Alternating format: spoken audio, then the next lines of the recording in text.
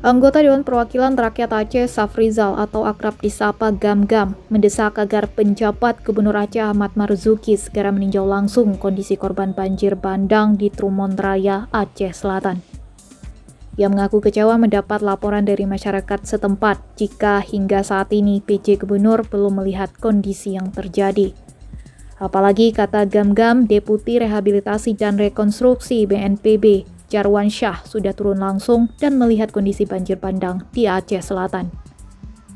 Di sisi lain, Gam-Gam meminta jika diperlukan banjir bandang yang terjadi di Aceh Selatan bisa ditetapkan sebagai bencana provinsi agar penanganannya bisa lebih intensif.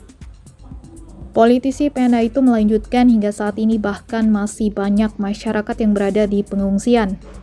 Selain karena rumah mereka yang rusak akibat banjir bandang, ada juga masyarakat yang harus bertahan di pengungsian karena banjir kiriman Sungai Lisoraya Subulu Salam masih merendam pemukiman mereka.